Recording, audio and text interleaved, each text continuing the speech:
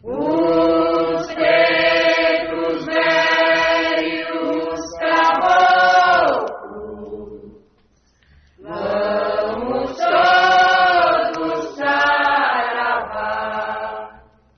Os pretos velhos caboclos, vamos todos saravá. Vamos pedir licença a Deus nosso Senhor para os trabalhos começar. Senhor do mundo, Oxalá, meu Pai, baixai, baixai na Umbanda, meu Senhor, e a nossa terra iluminar. Baixai, baixai na Umbanda, meu Senhor, e a nossa terra iluminar.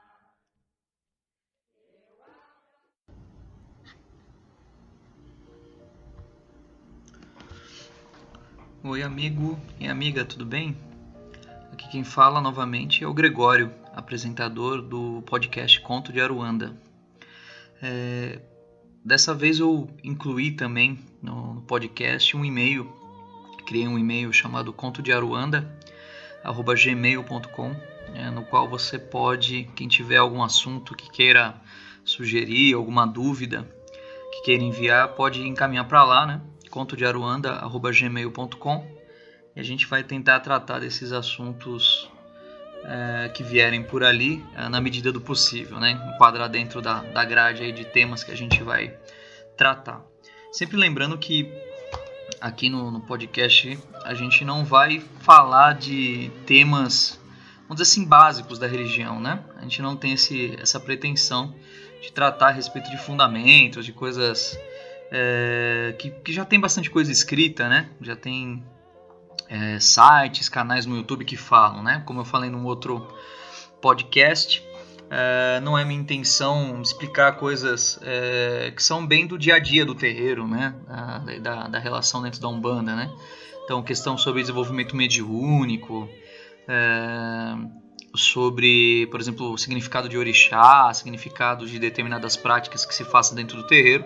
Porque, como eu expliquei da outra vez, cada casa, cada tradição dentro da Umbanda trata isso de maneira diferente, utiliza os símbolos, dá significados a esses símbolos, a essas práticas também de maneira diversa, né? Então, a pessoa que tem essas dúvidas, ela pode, particularmente, procurar, como eu falei já anteriormente, isso na literatura que hoje já existe, né? De alguns autores que buscaram, dentro da experiência das suas tradições, explicar, né, mesmo que introdutoriamente, basicamente, como funciona esses aspectos. E principalmente, como sempre digo, fazer o contato com o pai de santo, a mãe de santo do terreiro que frequente, né, para poder ter essas dúvidas sanadas de acordo com o contexto do local que você frequenta, né? Por isso que eu não tenho esse interesse, né? Não faz parte da nossa, vamos dizer assim, da nossa linha editorial aqui do podcast, tomar esse tipo de tema, né? Tratar disso. O que interessa pra gente, sim, é a partir daqueles ritos, a partir das simbologias, das experiências, né? Da experiência mediúnica, enfim, extrair quais são os sentidos, os significados que a gente pode levar para a nossa vida, né? Esse é o principal objetivo, é o mote aí do nosso trabalho. Eu quero lembrar também que eu escrevo em 2 blogs, né, que pertencem a mim, né, que é Umbanda de Nego Velho e o Branca Umbanda, ambos são blogspot.com. Lá eu trato de alguns temas diferentes, né? No blog Umbanda de Nego Velho eu procuro fazer algumas aproximações com uma linguagem um pouco mais próxima, né, de artigos científicos, né, procurando dar algumas explicações mais aprofundadas sobre determinados elementos dentro da prática e da vivência umbandista. E no blog brancaumbanda.blogspot.com eu procuro dar um enfoque mais geral, né, sobre a Umbanda, falar um pouquinho essas questões aí que eu estava dizendo, né, falar um pouquinho sobre o preto velho, sobre um caboclo, sobre um dia de um santo, né, porque como eu falei também no blog anterior, a Umbanda que eu sigo é uma Umbanda mais ligada à tradição cristã, né, então eu acabo falando um pouquinho disso lá também. Quem tiver um pouquinho de curiosidade, basta acessar lá e tomar contato com isso, tá? Quero retomar brevemente também a origem, né, do projeto do podcast Conto de Aruanda. Esse projeto surgiu, né, a partir do momento que eu estava escrevendo o livro, né, Conto de Aruanda, que conta a história lá da Clarinha, né, do espírito da menina, né, Clara, que ela vai para Aruanda e conta, né, é recebida, né, num vilarejo, e ela conta um pouquinho da experiência, né, que ela viveu lá e vive ainda hoje, né, que é a informação que eu tenho de que ela ainda está no mundo espiritual, e ela conta um pouquinho dessa experiência lá e fala, mas basicamente, né, a ideia é traduzir o sentido da vivência religiosa na Umbanda, né. O livro tem esse princípio, né? Embora ele seja um romance, né? A estrutura dele é muito parecida com os romances espíritas, né? Dos romances espiritualistas, né? Porque hoje na Umbanda também já tem uma série de livros aí desse gênero, né? De romance espiritualista. Mas o objetivo principal do livro é traduzir, expressar um sentimento religioso de uma vivência dentro da Umbanda, né? E como que ela se manifesta, né? E o livro é uma maneira, né, que é uma experiência subjetiva minha, né, de concretizar isso, manifestar e poder partilhar com as pessoas, né? Eu sempre digo que poder dialogar e partilhar da experiência religiosa é o que colabora para a construção de sentidos, né? Não só para a minha experiência, quanto para a experiência das outras pessoas que de alguma maneira se identificam e vivem também por dentro aí da religião de Umbanda, né? E hoje, né, nós vamos falar aí sobre, já introduzindo, né, já entrando aí aos temas que a gente havia divulgado lá no post, né, que nós fizemos no Facebook. Nós vamos entrar já no primeiro tema, né, que eu entendo que são, pelo menos esses 3 primeiros episódios, aí, vamos dizer assim, no nosso podcast vão tratar dos temas que eu entendo que são base, né, para o que a gente vai falar, que é o tema psicologia e religião, hoje, que a gente vai tratar, né. E fora esse virão mais 2, que é falando sobre sociedade e religião, e filosofia e religião, né? Eu entendo que essas 3 áreas aí, 4 áreas na verdade, né? Psicologia, sociedade, filosofia e a própria religião são, vamos dizer assim, os campos, né, de vivência humana que estão mais interligados, né? Que podem dar a nós, né, uma noção mais abrangente, mais contextualizada a respeito da Umbanda em si, né? Tanto que depois a gente vai falar da Umbanda e das experiências que ela nos propicia, né? Então é interessante a gente começar com isso para poder entender, né, o significado da Umbanda, né? E falando de significado da Umbanda, eu quero retomar justamente aquilo que eu estava dizendo também no podcast anterior, falando da motivação, né, de falar um pouquinho, né, de compartilhar aí pelo podcast um pouco dessa vivência, que é a respeito daquelas perguntas, né, daquela pergunta, né, mais especificamente chave, que eu sempre lidei na minha vida, que foi as pessoas me perguntando para que serve a Umbanda, né, essa ideia, né, de para que serve a Umbanda, qual que é o significado. Eu prefiro traduzir essa pergunta, né, que as pessoas me fazem para aquela questão de significado. Qual é o significado que a Umbanda tem, né? Agora, as pessoas utilizam, né, na sua linguagem essa questão de falar, né, a respeito de perguntar, né, para que serve a Umbanda, talvez até por conta de uma questão cultural hoje nossa, que é muito predominante, que é esse senso de utilidade, né? Esse senso essa cultura que a gente tem hoje, que é muito ligada ao conceito de socioprodutividade, né? Na nossa vida mesmo, quem tem a vida profissional, né? Mesmo quem não tem, né? De certa forma é induzido, porque isso é uma coisa que já está inserida, né, na nossa cultura, a esse estado de ter que ser produtivo, né? Tem que produzir, né? E quem trabalha em empresa ouve muito isso, né?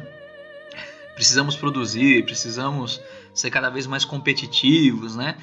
Tudo que a maneira mesmo como a mídia, né, nos oferece os seus produtos e serviços, e isso também acaba se fixando na nossa ideia, né, inconsciente, também é isso, né, de observar as coisas do ponto de vista de utilidade, né, de produtividade daquilo.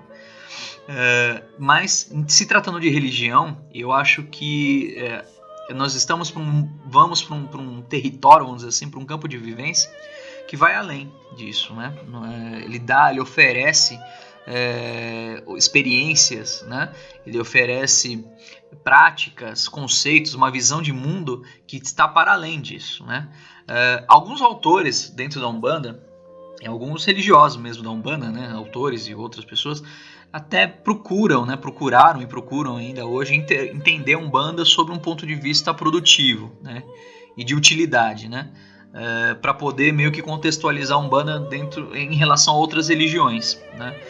Então a gente encontra na literatura umbandista e mesmo no discurso, né, de alguns umbandistas um significado de que, né, se perguntasse talvez, né, para essas pessoas para que serve a Umbanda, a pessoa diria que a Umbanda serve, por exemplo, existem alguns livros clássicos, né, muita gente repete, serviria, por exemplo, para combater as magias, né, as demandas, né, aquelas obsessões complexas, né, provindas aí, né, do mundo espiritual inferior, e que, vamos dizer assim, assediam, né, influenciam a vida das pessoas, desestruturam, né, que a Umbanda e os espíritos, né, que lidam na Umbanda seriam aí trabalhadores exímios, né, nessa arte aí, né, de combater esse tipo de condição espiritual, né, que afeta as pessoas e afeta o nosso mundo aqui, o nosso mundo humano, né, físico e corpóreo.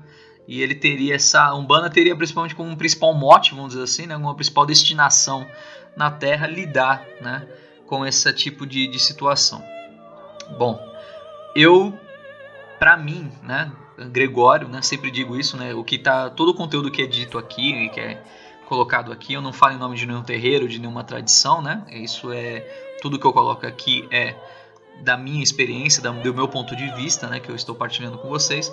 Eu, Gregório, não entendo, acho que é válido, tá, isso, sim, a Umbanda realmente tem recursos, tem símbolos, tem, enfim, uma série de conhecimentos que podem sim tratar e ajudar, né, nesse tipo de situação, mas se a gente entender a Umbanda simplesmente por esse aspecto, ela se torna um tanto esvaziada de significado, né? Ainda mais em termos da dinâmica, né, social, da dinâmica cultural que a gente vive hoje, né? Os avanços, né, que a medicina nos coloca, que a ciência nos põe, a filosofia, as artes, né? Toda a dinâmica social de hoje, principalmente nas cidades, e que é justamente onde a Umbanda ela é mais difundida, né? Que são nos grandes centros urbanos, né, das capitais aqui do Brasil, essas noções de magia, né, de demanda, de obsessões espirituais, esse é um tipo de coisa que embora, como eu digo, né, do ponto de vista espiritual ela seja de certa forma uma realidade, mas elas se tornam um tanto esvaziadas, né, se a gente limitar a nossa compreensão da Umbanda para isso, né. Eu prefiro entender a Umbanda como um ponto de vista não utilitário, mas um ponto de vista de significado, né? Como um campo de experiência religiosa que permite que o indivíduo, né, que tenha, né, que esteja ligado, né, que se identifique com os seus simbolismos, com as suas tradições, com os seus discursos, com a sua cosmovisão, né, ou seja, a sua maneira de entender e de compreender o mundo, quem se identifique dessa forma com a Umbanda tem para expressar a sua espiritualidade ali, né? Então ela não tem necessariamente né, particularmente digo que a Umbanda não tem necessariamente uma utilidade nesse sentido, né? Ela não precisa, na verdade, estar presa a uma questão socioprodutiva, né? Então ela colabora para o crescimento das pessoas dentro daquela vivência, né? Como um campo por onde a religiosidade dessas pessoas, a sua espiritualidade possa se expressar, possa dar vazão dentro desse círculo religioso, né? Uma outra questão também, falando, né, como eu estou dizendo, falando de significado, falando de sentido, essas palavras são muito comuns à psicologia, né? E por que eu coloquei, né, esse tema, né, de dizer que é importante, né, a gente fazer uma relação entre psicologia e religião, né, aqui nessa questão do podcast, e não falei de ciência, né, ciência e religião, né? Por conta do seguinte, porque eu entendo que a psicologia é hoje o campo do saber que está mais aberto e mais próximo, né? Ele está mais aberto, vamos dizer assim, para um entendimento, para um diálogo com a religião, e ao mesmo tempo ele é o campo do saber que também está mais próximo dos paradigmas científicos, né, atuais. Que naturalmente, por exemplo, é difícil a gente conciliar quando a gente pensa em religião, ainda há muitos embates, né, muitas querelas, né, muitas coisas quando a gente procura tratar de religião com outros ramos, né, do conhecimento científico. Existem pontos que, inclusive, a conversa é quase que irrealizável, né? Não tem como prosseguir, né? Mas a psicologia sim, né? A psicologia, talvez até porque ela viva, né, uma crise, né, de procurar um significado, de poder conciliar, né, as questões, os métodos científicos, os paradigmas científicos, e ao mesmo tempo entender a alma humana, né, que é uma coisa que escapa a tudo isso, né?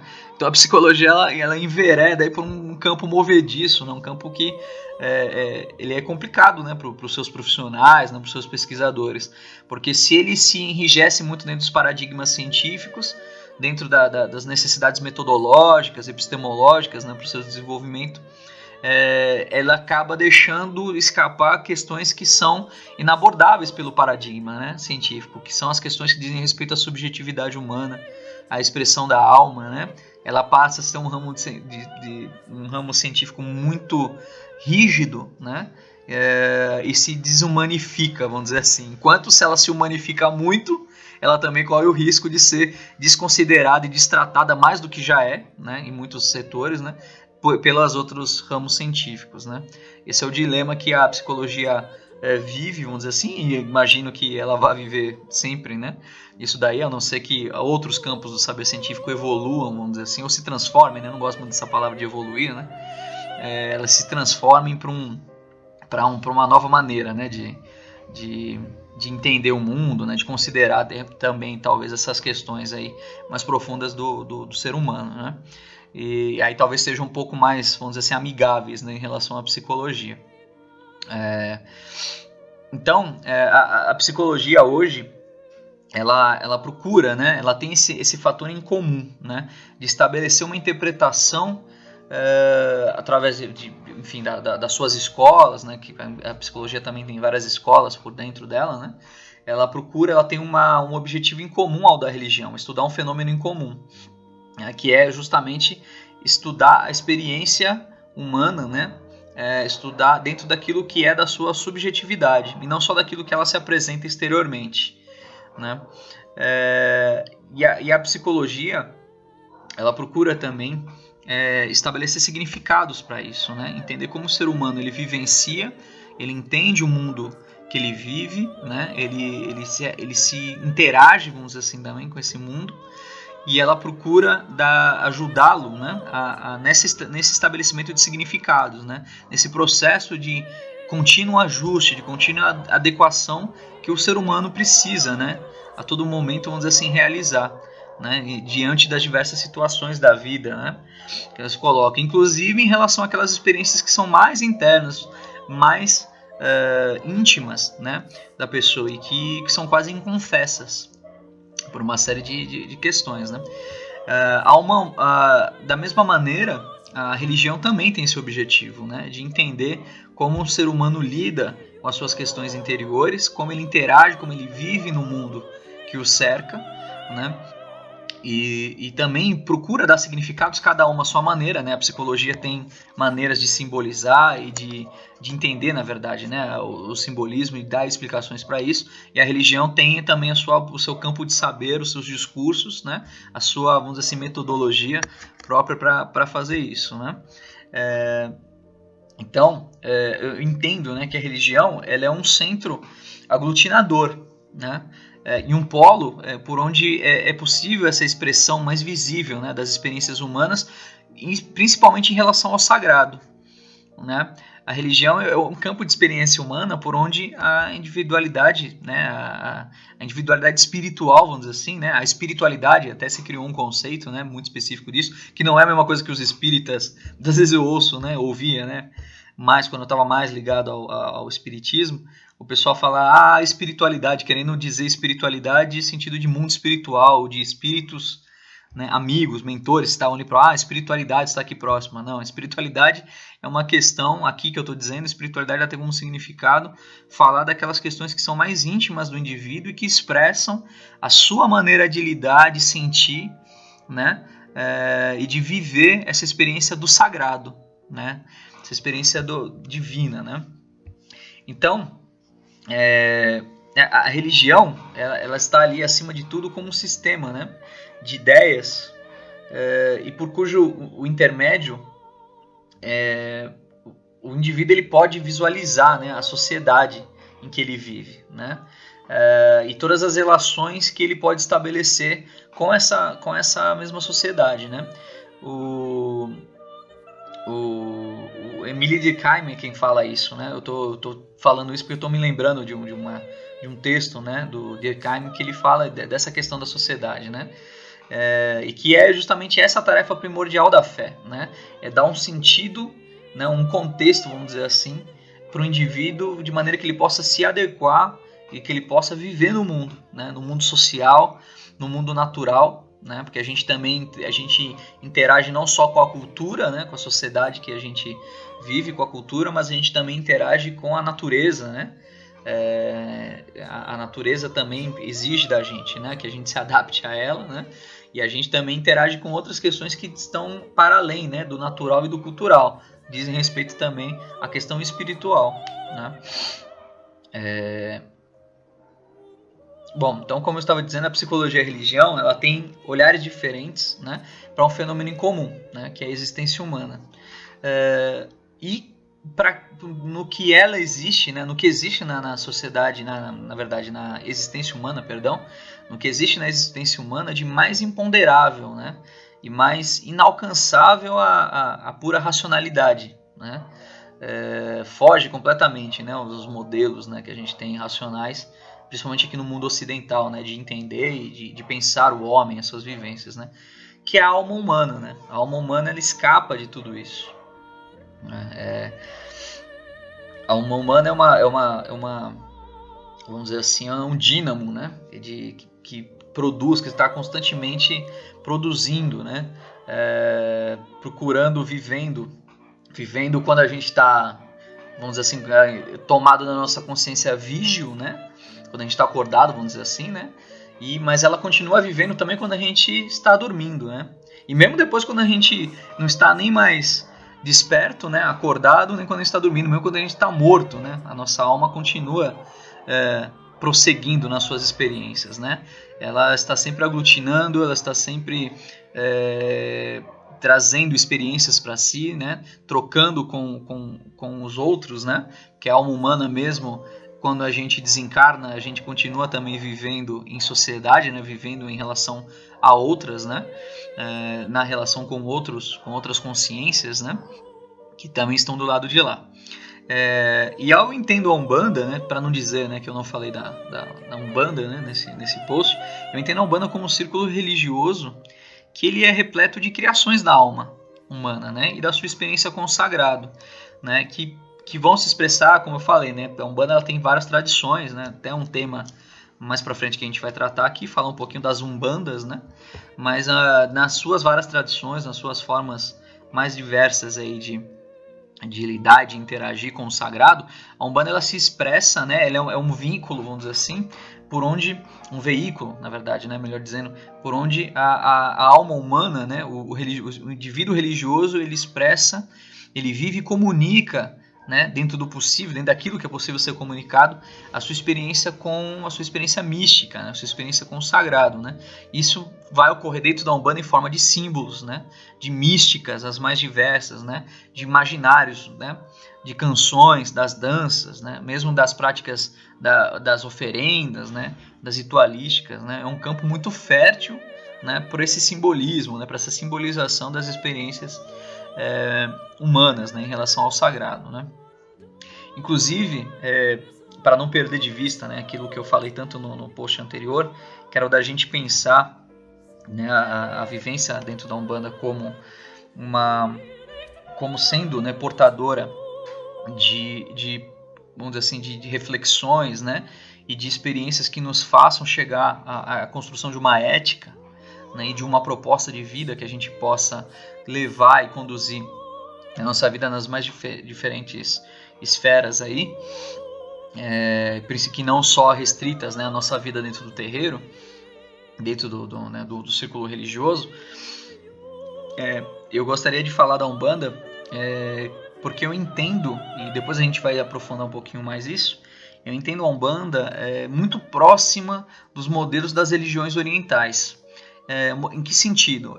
No sentido de que, assim como as religiões orientais, a Umbanda ela não se preocupa muito com a elaboração de teorias, né? Diferente, por exemplo, aqui na cultura cristã, né? Na cultura judaico-cristã, as religiões, elas, pelo seu racionalismo, elas procuram o próprio espiritismo, né? O kardecismo, ele é cheio disso, né? Dessa questão das elaborações teóricas, né? Das elucubrações filosóficas. A Umbanda ela não se preocupa muito com essa questão dessas elaborações, né, teóricas, né? Não que para ela seja inválido, não, mas é porque a Umbanda ela se preocupa mais por ser um caminho de transformação da consciência do indivíduo, né? Ela oferece, a partir da experiência mística, que ela se constrói, né, a miúde, né, dentro da vivência do terreiro. Ela se constrói por uma série de práticas, né, que o indivíduo faz, mesmo não só aquele que vive como médium, como cavalo de santo, como a gente diz na Umbanda, né, mas aquele que também vive como filho de fé, dentro de experiências também, vamos dizer assim, singelas ali que ele faz. Ela procura criar no indivíduo, e ela pode produzir sim, né, se é um caminho que é vivido com consciência por parte daquele que exercita, né, a prática religiosa na Umbanda.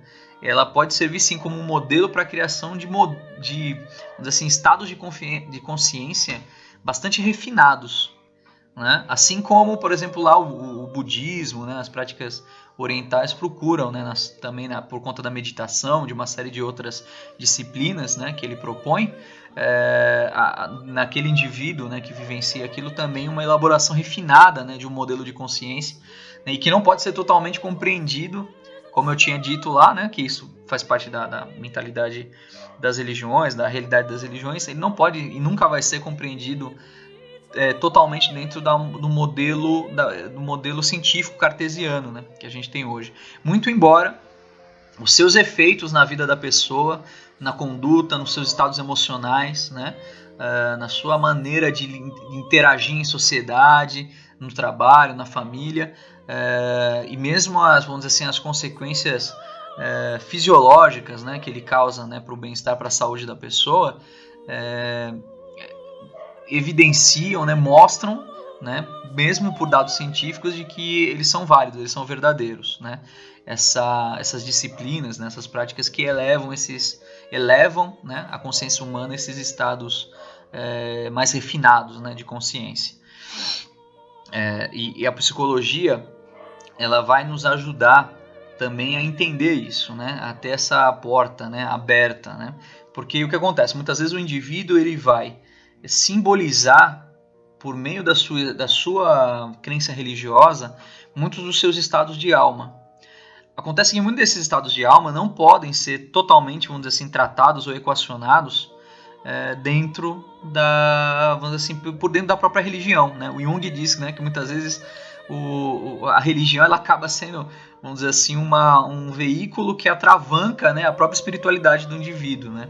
Quando ela é muito presa a quando ela tem dogmas muito rígidos, né? Posturas, né, prescrições muito restritivas à conduta e às expressões do indivíduo, né? O que já não é o caso da Umbanda, né? Então isso é interessante, né? Porque o indivíduo ele vai simbolizar isso, né? Utilizando a sua crença religiosa, e é interessante que o terapeuta, né, o psicólogo, quando esse indivíduo ele vai para o seu consultório, né? Isso é uma linha que vem sendo cada vez mais discutida e mais aberta e entendida, né, por muitos dos terapeutas. Ele precisa ter essa escuta atenta, né? Entender, partir do ponto de vista do paciente, né, vamos dizer assim, daquela pessoa que está sendo ali analisada, né, para que ele possa conduzir por meio da simbologia religiosa daquele indivíduo, ajudar essa pessoa a traduzir essas simbologias dentro de um contexto que possa ser entendido, vamos dizer assim, pela sua consciência, pelo seu lado consciente, né, porque essas simbologias, essas coisas, elas vêm do inconsciente da pessoa, eles estão no nosso inconsciente mais profundo, né, e traduzir isso para ela através de medidas, né, de alterações saudáveis no seu comportamento, né, atitudes libertadoras, né, condições emocionais mais positivas, né, para ela. Então, como eu disse, eu acho que hoje é a psicologia que tem, né, o ramo aí que tem mais essa abertura, né, de entender a subjetividade humana e como ela se expressa, né. Eu vou deixando por aqui o nosso podcast, com essa fala introdutória. Depois nós vamos seguir para os outros temas e aí aos pouquinhos a gente vai complementando, né, porque são temas bem abertos e são temas que dá para a gente falar muita coisa, né, e conforme eu for entrando nos outros temas eu vou amarrando também um pouquinho ainda de coisas da psicologia mesmo que eu ainda não falei, eu vou colocar um pouquinho nos outros, né, que eu for falar de sociedade, que eu for falar da filosofia, né, com a relação à religião, e fazendo um pouquinho dessa ponte, já introduzindo um pouquinho a Umbanda nisso daí. Espero que vocês tenham gostado, podido apreciar essa breve fala, e até o próximo encontro. Saravá.